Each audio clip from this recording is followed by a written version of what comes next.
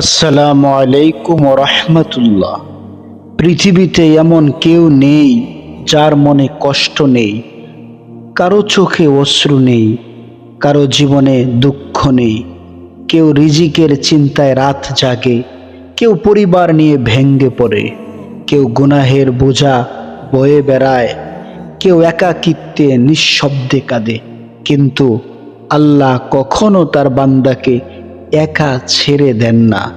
তিনি কোরআনের মাঝে এমন কিছু সূরা রেখেছেন যা মৃত হৃদয়কে জীবিত করে, হতাশ মানুষকে আশার আলো দেখায়, অন্ধকার জীবনে রহমতের দরওয়াজা খুলে দেয়। আর সেই সূরাগুলোর মধ্যে অন্যতম হলো সূরা ইয়াসিন। সুপ্রিয় দর্শকবৃন্দ, আজকের এই দীর্ঘ ভিডিওতে আমরা জানবো সূরা ইয়াসিনের ফজিলত, এর রহস্য, মানুষের জীবনে এর প্রভাব, কেন এই সূরাকে কোরআনের হৃদয় বলা হয়, আর কেন হাজারো মানুষ প্রতিদিন এই সূরা পড়ে শান্তি খুঁজে পায়। সুপ্রিয় দর্শক, ভিডিওর শেষ পর্যন্ত অবশ্যই থাকবেন, কারণ শেষে থাকবে হৃদয় কাঁপানো দোয়া আর সূরা ইয়াসিনের তেলাওয়াত। তাই সম্পূর্ণ ভিডিওটা দেখার জন্য সকলকেই অনুরোধ করা হলো। আর এরকম ইসলামিক ভিডিও পেতে অবশ্যই চ্যানেলটি সাবস্ক্রাইব করে রাখুন। সুপ্রিয় দর্শকবৃন্দ, তাহলে শুরু করা যাক। আমার প্রিয় ভাই ও বোন, এই দুনিয়ায় মানুষ অনেক কিছু খুঁজে বেড়ায়। কি খুঁজে বেড়ায়? শান্তি, ভালোবাসা, সফলতা, বরকত। কিন্তু সত্যিকারের শান্তি কোথায়? টাকা দিয়ে কি শান্তি কেনা যায়? না। খ্যাতি দিয়ে কি সুখ পাওয়া যায়? না। মানুষের প্রশংসা কি হৃদয়ের শূন্যতা পূরণ করতে পারে? কখনো না। শান্তি একমাত্র আল্লাহর কাছেই। আর আল্লাহর কালাম কোরআন হলো হৃদয়ের মহা ঔষধ। সূরা ইয়াসিনকে বলা হয় কোরআনের হৃদয়, কারণ এই সূরার প্রতিটি আয়াত মানুষের অন্তরকে নরম করে দেয়। যখন মানুষ হতাশ হয়ে যায়, তখন এই সূরা আশা দেয়। যখন মানুষ গুনাহে ডুবে যায়, তখন এই সূরা তওবার দিকে ফিরিয়ে আনে। যখন মানুষ মৃত্যুকে ভুলে যায়, তখন এই সূরা আখিরাতের কথা স্মরণ করিয়ে দেয়। সুপ্রিয় দর্শক বৃন্দ, একদিন এই পৃথিবীর সবকিছু ছেড়ে চলে যেতে হবে। যে ঘর নিয়ে এত অহংকার, যে টাকা নিয়ে এত চিন্তা, যে মানুষদের জন্য এত কষ্ট, সব একদিন শেষ হয়ে যাবে। কবরের অন্ধকারে তখন পাশে থাকবে না বন্ধু, টাকা, ক্ষমতা, সাথে থাকবে শুধু আমল। আর কোরআন হবে সেই আলো যা কবরকে আলোকিত করবে। ভাবুন তো, যদি কিয়ামতের দিন কোরআন আপনার জন্য সুপারিশ করে, যদি সূরা ইয়াসিন আল্লাহর দরবারে বলে, হে আল্লাহ, এই বান্দা আমাকে ভালোবাসতো, তাহলে কত সৌভাগ্যের হবে সেই মানুষটি। সুপ্রিয় দর্শকবৃন্দ, হৃদয়ে শান্তি আসে যে ব্যক্তি নিয়মিত সূরা ইয়াসিন পড়ে, তার অন্তরে এক ধরনের প্রশান্তি নেমে আসে। কারণ কোরআন মানুষের আত্মাকে জীবিত করে। সুবহানাল্লাহ, আল্লাহর রহমত নেমে আসে। একটাবার ভাবুন তো, আল্লাহর রহমতের ভিতরে যদি আপনি থাকেন, কতই না সৌভাগ্যবান ব্যক্তি তারা, যারা সব সময় আল্লাহর রহমতের ভিতরে থাকে। যেখানে কোরআন তেলাওয়াত হয়, সেখানে রহমত নাজিল হয়। ফেরেশতারা সেই স্থান ঘিরে রাখে।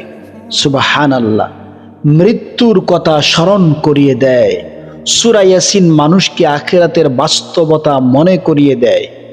আজ আমরা হাসছি, চলছি, স্বপ্ন দেখছি, কিন্তু মৃত্যু খুব কাছেই দাঁড়িয়ে আছে।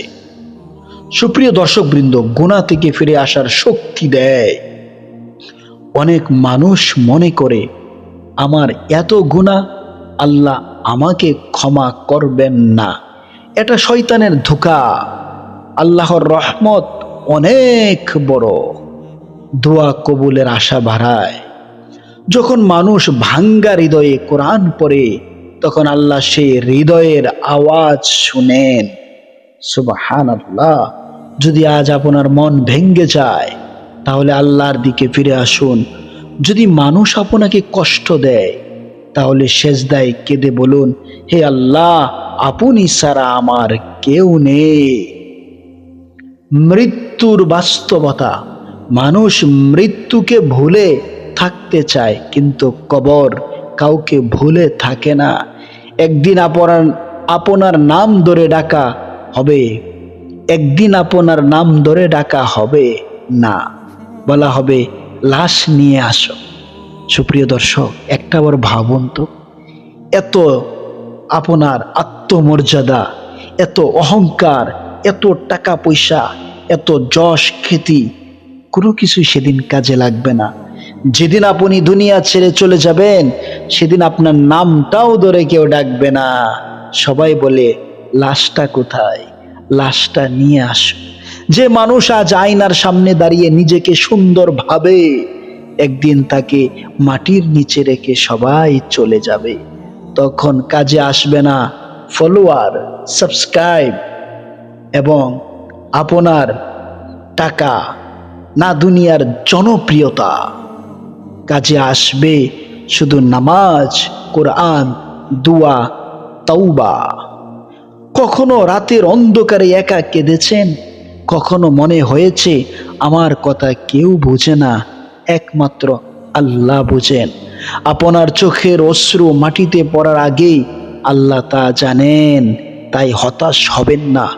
যতদিন শ্বাস আছে, ততদিন তওবার দরওয়াজা খোলা।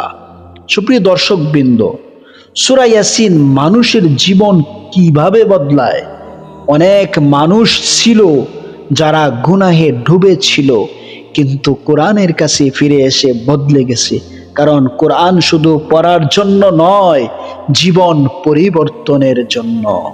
সূরা ইয়াসিন মানুষকে শিখায় আল্লাহর উপর ভরসা করতে, আখিরাতের জন্য প্রস্তুতি নিতে, দুনিয়ার মোহ কমাতে, মৃত্যুর কথা স্মরণ রাখতে এবং তওবা করতে।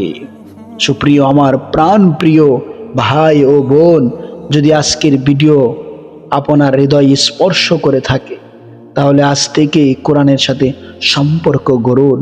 প্রতিদিন কিছু সময় আল্লাহর কালামের জন্য রাখুন। হয়তো এই কোরআনও একদিন আপনার নাজাতের কারণ হবে। সুপ্রিয় দর্শক বৃন্দ, আল্লাহর কাছে দোয়া করুন, হে আল্লাহ, আমাদের গুনাহ ক্ষমা করুন, আমাদের অন্তরকে কোরআনের আলো দিয়ে ভরে দিন, আমাদের জীবনে বরকত দিন, আমাদের মৃত্যু ঈমানের সাথে নসিব করুন, কবরের আযাব থেকে হেফাজত করুন, সূরা ইয়াসিনকে আমাদের জন্য নূর বানিয়ে দিন। আমিন আমিন। সুপ্রিয় দর্শকবৃন্দ, এভাবে আমরা কি করব? প্রতিনিয়ত আমরা দোয়া করব এবং প্রতিদিন অন্তত কিছু সময় আল্লাহর কালামের জন্য রাখব। অন্তত একটি সূরা হলেও শুনব। যদি পড়তে না পারি, এখন তো কত সুন্দর সুযোগ, মোবাইল ছেড়ে দিলেই ইউটিউবে কোরআন তেলাওয়াত পাওয়া যায়, বিভিন্ন সোশ্যাল মিডিয়ায় কোরআন তেলাওয়াত থাকে।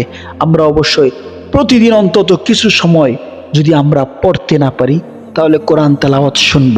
সুপ্রিয় দর্শকবৃন্দ, আমি মহাগ্রন্থ আল কোরআনুল কারীমের বরকতপূর্ণ যে সূরাটি নিয়ে আলোচনা করলাম, সূরা ইয়াসিন, সেই সূরা ইয়াসিনের প্রথম কিছু অংশ তেলাওয়াত করতে যাচ্ছি। আল্লাহ রাব্বুল আলামিন যেন আমাদের এই তেলাওয়াতকে কবুল করে নেয়। আমিন। সকলকেই অনুরোধ করতেছি এই তেলাওয়াত, এই বরকতপূর্ণ তেলাওয়াতের মধ্যে শামিল থাকার জন্য। আল্লাহ রাব্বুল আলামিন যেন সকলের মনের নেক বাসনাগুলো পূরণ করে দেয়। আমিন। আমি সরাসরি চলে যাচ্ছি মহাগ্রন্থ আল কোরআনুল কারীমের সূরা ইয়াসিনের তেলাওয়াতে। আউযু বিল্লাহি মিনাশ শাইতানির রাজীম। বিসমিল্লাহির রহমানির রহিম। ইয়াসিন والقرآن الحكيم إنك لمن المرسلين على صراط مستقيم تنزيل العزيز الرحيم لتنذر قوما ما أنذر آباؤهم فهم غافلون لقد حق القول على أكثرهم فهم لا يؤمنون إنا جعلنا في أعناقهم أغلالا فهي إلى الأذقان فهم مقمحون وجعلنا من بين أيديهم سدا ومن خلفهم سدا فأغشيناهم فهم لا يبصرون وسواء عليهم أأنذرتهم أم لم تنذرهم لا يؤمنون إنما تنذر من اتبع الذكر وخشي الرحمن بالغيب فبشره بمغفرة وأجر كريم إنا نحن نحيي الموتى ونكتب ما قدموا وآثارهم وكل شيء أحصيناه في إمام مبين واضرب لهم مثلا أصحاب القرية إذ جاءها المرسلون إذ أرسلنا إليهم اثنين فكذبوهما فعززنا بثالث فقالوا إنا إليكم مرسلون قالوا ما أنتم إلا بشر مثلنا وما أنزل الرحمن من شيء إن أنتم إلا تكذبون قالوا ربنا يعلم إنا إليكم لمرسلون وما علينا إلا البلاغ المبين قالوا إنا تطيرنا بكم لئن لم تنتهوا لنرجمنكم